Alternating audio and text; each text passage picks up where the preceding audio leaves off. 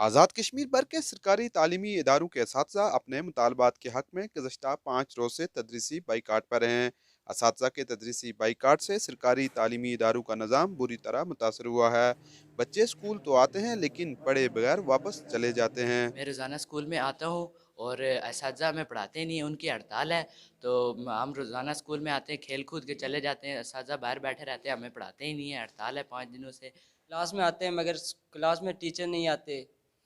ہم گپ شپ کر کے واپس گھر چلے جاتے ہیں۔ پہلے ہی ہمارا کرونا کی وجہ سے تعلیمی کافی نقصان ہو چکا ہے۔ ہڑتالی اساتذہ کا کہنا ہے کہ ہمیں بچوں کے تعلیمی نقصان کا ضرور احساس ہے، لیکن حکومت کو ہمارے مسائل سے کوئی دلچسپی نہیں۔ وزیر اعظم کے ساتھ ہماری جو مرکزی باڈی تھی سردار سجاد خان کی قیادت میں ملی، لیکن کوئی حوصلہ افزا بات اس اعلیٰ سطحی اجلاس میں اساتذہ کے حق میں طے نہیں ہو سکی، اور وزیر اعظم نے یا ان کے جو لوگ ساتھ بیٹھے ہوئے تھے انہوں نے کوئی ایسا ہوم ورک نہیں کیا ہوا تھا جس کے اوپر کوئی وہاں نتیجہ خیز بات سامنے آتی۔ کشمیر ہاؤس کے لان میں ہی کھڑے ہو کر یہ بات کہہ دی تھی کہ ہماری کوئی بات حتمی نہیں ہوئی ہے، بات طے ہوئی ہے، اس میں یہی ہے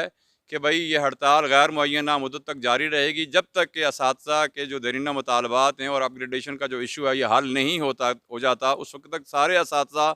جو ہے وہ ہڑتال پہ رہیں گے۔ لیکن بدقسمتی سے آج بھی دیکھیں کہ والے کے پول کے اس سائڈ پہ جو استاد ہے وہ 7ویں اسکیل میں ہے، اور اس کی کم کوالیفیکیشن کے تحت کوالے کے پول کے اس پار استاد جو ہے وہ 14ویں اسکیل میں ہے۔ پورے آزاد کشمیر، پورے پاکستان، گلگت بلتستان، وہاں پہ اساتذہ اپ گریڈ ہو چکے، جبکہ آزاد کشمیر کا استاد آج بھی سفر کر رہا ہے۔ پرزور مطالبہ کرتے ہیں